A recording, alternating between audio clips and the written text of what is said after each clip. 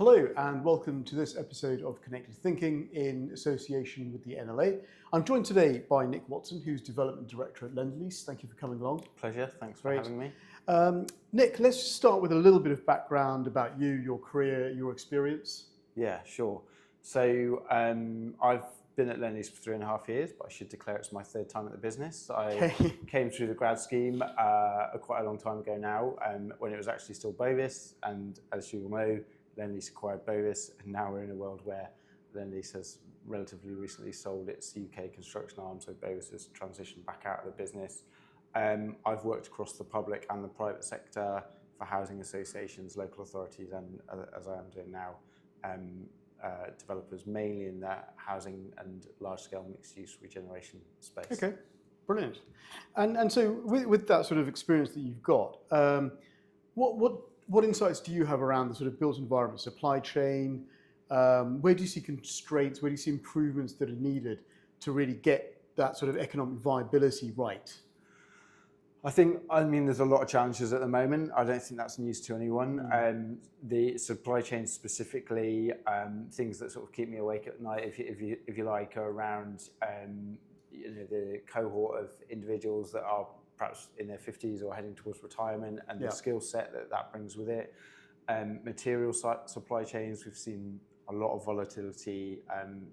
Globally, the macroeconomics are not in a good place at the moment with things like the Iran war, but just general challenges across the globe that I think have the potential to disrupt supply chains and make it very difficult to predict how prices move and availability moves, which is a real challenge. So those are elements where you look forward, you think, well, how does the construction industry need to adapt to that? It needs to look at how it can create more resilient supply chains and more flexibility in delivery. Modular construction is clearly one way of doing that, and modular, when I say modular, I really mean in the broadest sense. That doesn't have to be boxes on the backs of lorries. That can be panelized systems, it can be bathroom pods, it can be discrete pieces of equipment that are going into apartments. I think there's a lot that we can look at there to really improve resilience in that supply chain. Modular is quite interesting because people's perception of modular is it's very samey, cookie cutter, kind of copy paste housing or whatever that delivery is. Yeah. Actually, modular can be quite inventive, quite innovative, and have that individual perspective, can't it? Absolutely, but I also think there's a benefit in sameness. There's a reason the car industry produces cars of the same type, because that's what creates a value chain that people can afford to buy and creates the demand. So I think there's learning for the development industry from those industries where you might live in a flat that's identical to me. I don't experience your flat and you don't experience mine, so it doesn't matter if it's the same internally. What matters more is it a good layout? Does that enable me to live a happy, productive life? And then the external elevations and the areas around the buildings, the public realm, the differentials, if you like, are actually where you then can spend the time and the hard thinking to create the different value proposition. You mentioned the age profile of people in this sector, and that as a concern going forward. How do we attract the next generation in? How do we keep that sort of skills, expertise, experience valid? What role do you think prop tech and the use of innovative technologies got to play in that? Do you think that would be a way to attract talent in? Yeah, 100%. I think if we look at my own children still at primary school age and younger, but the job sector is just going to look so incredibly different when they move into that space, whether it's straight out of school or post university or whatever it might be. So there's huge growth in technology. AI is kind of feels like a buzzword and is everywhere at the moment. But there's different elements to that we can bring in, and just some examples around that are in things like estate management and service provision to help drive, again, a better value proposition for customers. There's been a lot of expense, pushed onto the development industry. We have to embrace technology to find a route through that, and that is one element that we should be exploring for sure. And let's just focus on London a little bit. we're now in a situation across London where generally redevelopment is frowned upon. We've got to get retrofit first approaches underway. There's a drive from a policy-making perspective to really push regeneration of sites as well. What do you think it's going to take from your industry sector side to unlock that? I think it's a broad understanding of what you've just described, that investment profile that's required for, and I sort of frame it as almost place-based investment. So these routes are not mutually exclusive. There is so much demand for investment that it can form regeneration in the sense that we've seen at Elephant Park, where whole scale change that's been really successfully delivered, and retrofit as the sustainability agenda has moved up the public knowledge base, if you like, but also the economics have changed. Even things like infill sites, and then you can start to look at, well, what are the social investment angles that complement the physical investment that goes with that to create better quality of life for the local population and generate greater, more sustainable demand. So I think those are really important facets. I think that public-private partnership is really important as well. So again, Elephant Park has been successfully delivered off the back of a really strong relationship with Southwark Council that has sustained multiple cycles. It's sustained COVID, it's sustained the GFC, it's sustained changes in politics, but that vision and commitment that the council had way back in the early 2000s and even before, if you go right the way back to the roots of the policy documents for the change, the reason we're sitting here today in 2026 and we've been able to deliver circa 3,000 homes in really little more than 10 years, which feels almost implausible if you were starting with a blank sheet of paper now, and 25% of that is affordable, and we've delivered a new park, and we've delivered a library and a learning centre and community assets, is a big part of that is the partnership with the local authority. That's absolutely crucial. So those relationships between public and private sector, they've never been more important. Yeah, no, I think just to validate that, I think if we're going to hit the sort of 88,000 homes per annum targets that have been set for London, we're going to need more partnership, aren't we? We need more 100%. People around the table who are all facing the same direction. Absolutely, and it's that, I thought call it a coalition of the willing.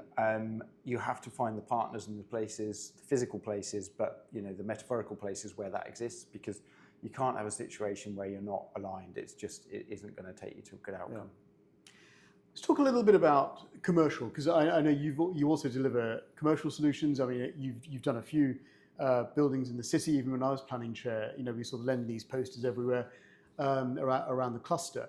When you're doing these big commercial schemes, how do we embed sort of social values into there, sort of social spaces? How do you make these spaces accessible and inclusive for people? Well, I think part of it is exactly as you described, making sure they're accessible and inclusive. They don't become an enclave of sort of certain demographics. That's about thinking really hard about the ground plane and making sure places feel open. There's really good, I'm going to drift into probably slightly urban terminology here, but like good legibility through the places and permeability, but also that there's a range of activities. So thinking about how those places operate through both the seasons, the months, but the time of day as well. So there's constant activity, and we're not inadvertently excluding people from those places. So that range of uses has to, it has to be really well considered. And again, I'll take you back to Elephant Park and the retail and the non-residential uses there. If you were to go down there, you'd find a range of retailers from really local, hyper-local businesses that have started out at a kitchen table in Southwark and in some cases grown into multiple shops, and you'll find national chains. And the price point and the costs are accessible to anybody in London, really. Yeah. So I think that's a big element of making successful places. Yeah, I mean, one of the things I've been discussing with a few people now is how a building will probably have several uses during its life cycle. Gone are the days when, I mean, it still does happen occasionally, but generally you are constructing a building with a view of how it'll evolve in its use over time, as opposed to we are building this for X client and X client will occupy this till the cows come home. Yeah. That mentality has changed. How's that affected your industry? I think you have to adapt to those situations. And again, if I think about live examples around that, both at a sort of larger scale and a smaller scale, again, take us back to Elephant Park. We had originally intended to deliver the final plot as way back when, originally as a housing plot. We then shifted to an office-led plot. Actually, demand it didn't really work for that. We successfully sold that plot to Hub, who have now achieved planning consent for a co-living scheme with an NHS health hub on the ground floor. And actually, that use is really complementary to what we've already delivered in the area. And then what I've seen, what's really pleasing is it creates a virtuous cycle of investment, in my view. So Delancey have come in and redeveloped the shopping centre and bringing in some really major brands into that space. We've seen TfL investing in the underground stations down at Elephant and Castle, which is really important. And my understanding is there's likely to be investment in the overground station down there as well, which again is crucial. So that early investment that Lendlease took a bit of a lead on and dare I say it, a bit of a risk, has really created this platform for much more further growth. And if you extend that even a little bit further, you look at where the capital's coming in from, that's an important element of this as well. So our final plot that we've delivered, we've just completed 259 homes, the final plot. First resident moved in yesterday. Oh, well done, congratulations. So that's really pleasing. But that's a joint venture with Daiwa House, who are a Japanese organisation. They've put in 75% of the capital, Lendlease have put in 25%, and we develop and manage that. That is a test case, if you like, for further models as we deliver more across the UK, whether it's Silvertown in East London or Smithfield in Birmingham. You're going to see, and large-scale regeneration is going to need capital to come in from across the globe, but it has to be culturally aligned. It has to be, I don't call it patient capital, but it's got to be capital that is willing to invest in really good places, sustainable places, that isn't there for a quick buck, and that's a key component of what we're trying to achieve. And I suppose that aligns again with your move as a firm away from that sort of construction side into the investment side, and actually using that experience that you've got as a establishment to apply that to the investment side of your business, right? Yeah, absolutely. The business took a decision, as I mentioned, 2 years ago to sell the UK construction business. It still has a very successful construction business out in Australia. But exactly as you say, it enables Lendlease in the UK to be very focused on where we can add value in the development space, but also in the investment management space as well. Just on that, so if I'm looking at the future now and what you can do as people who have deep experience in delivery, the word on people's lips today is circular economy. It's how do we do material reuse, not recycle? How do we design and implement and execute the built environment in a way that allows it to be much more sustainable and responsible in its output from a circular economy perspective? What sort of work Lendlease is doing in that space? I think, in my view, that takes you back to your supply chain partners. But not just your downward supply chain in terms of contractors, subcontractors, who your physical supply, like where are you sourcing those materials from, which countries, what is the chain of custody? We had very deep debates with, so Bovis delivered that final plot. They started out as part of the business, they finished up as outside of the business, but we had very detailed debates about where materials were coming from, making sure that they're sustainable, and having adult, sophisticated conversations about what that meant, and ensuring there was a circularity to that. I think the other element of that is looking across at your advisory team and making sure you are bringing in really well qualified, deep thinking advisors that share that alignment as well, because you're taking a lot of that intelligence to make investment decisions from that supply chain at a consultancy level. So I think there's a role there that they have to play in that space as well. And I suppose actually one of the things that we do need to start working on is quantifying that. And I suppose actually with the side of the industry you're on, actually quantifying that should be possible, shouldn't it?